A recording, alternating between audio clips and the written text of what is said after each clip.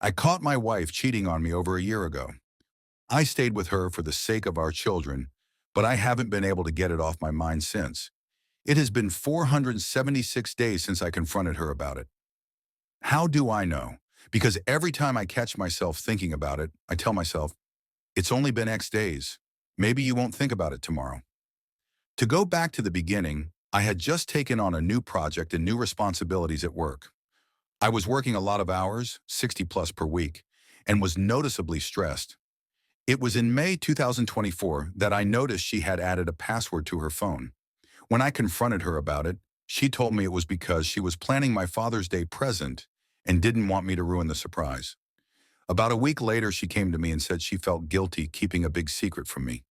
She told me she was having our neighbor, a contractor, build a home office for me as my present. It struck me as odd because, in our 6 years together, she had never said she felt guilty about anything and always insisted that she never regretted anything in her life. Time went on, her phone remained password protected, and things didn't feel right. I saw her using her phone and smiling to herself more and more often, but when I asked her what she was doing, she said, nothing, and put her phone away. One morning, I waited for her to get in the shower and grabbed her phone before it locked. I went through her messages and found that she was texting the neighbor. I'm all covered in frosting. You want to lick it off? There were no other messages to the neighbor, but I found out later that was because she had set up her phone to delete messages after a certain amount of time. I felt uncomfortable with it, but I knew she had a perverted sense of humor, and I thought she would never do anything to hurt me. More time went by, and the neighbor was spending more and more time at our house, but the office was being completed slower and slower. I couldn't help but worry that something wasn't right, so I started checking her location using Google Timeline. It was at this point that I realized there were large gaps in her GPS history because she was turning off her phone's GPS. Fast forward to July, and by then, the paranoia was driving me nuts. I told her I needed to install new antivirus software on her phone. While she had it unlocked for me, I installed anti-theft software so I could remotely turn the GPS back on and set up AT&T message backup and restore. This allowed me to read all of her text messages from that point on my computer.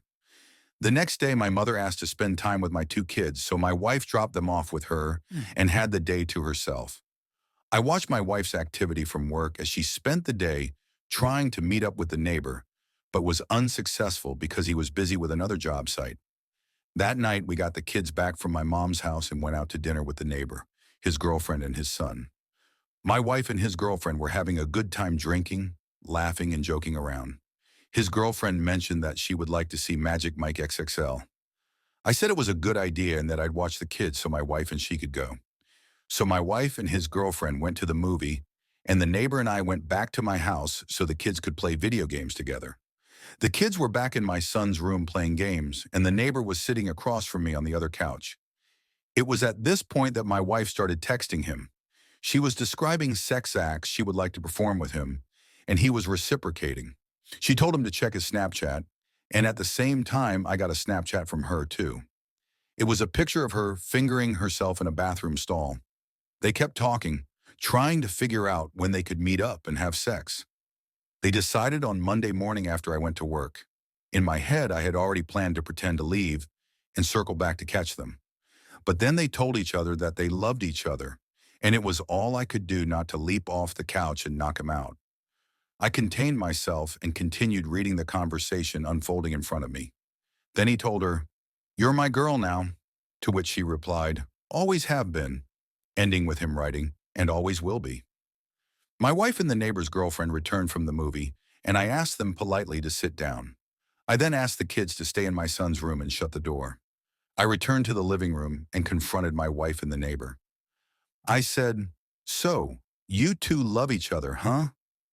My wife went into full-blown denial mode, and the neighbor's girlfriend started smacking him. I asked my wife if she had been texting him, and she said no. So I showed her the text messages. She admitted to it, but said it was the first time it had gone that far. I asked my wife if she had sent him pictures, and she said no. So I showed her the picture. She admitted it, but said it was the first time. I asked her if she was having sex with him, and she said no. Because I didn't wait to catch them having sex together, I didn't have evidence to prove her wrong, so that one stayed unresolved. I told her I was leaving her. She told me she would make sure I never saw my kids again if I did. She planned on using the fact that I had attempted suicide in high school to prove me unfit to have the children. She continued to say that it was my fault for being so busy with work and stressed out, that she just wanted someone she could talk to. Then she gave me an ultimatum: decide what I was going to do, or she would decide for me. The neighbor's girlfriend started defending the two of them, saying that it couldn't have been serious if they weren't having sex, and that my wife and I were too perfect together to let this break us up. The neighbors went home, and my wife and I argued for the rest of the night about what we were going to do. We went to bed separately, having not resolved anything. We kept going back and forth on the subject all weekend, and finally settled on separating temporarily while we figured out what we wanted. I was going to stay in the house, and she was going to take the kids and go to her mom's house. That Monday, I went to work and got a text from her in the middle of a meeting with my bosses. She said she had explained things to our kids, but they were upset, and I needed to explain it to them as well. I got home from work to find my kids crying. She had told them that mommy had to move out because dad was mad at her. When my son wanted to stay with me, she told him he couldn't.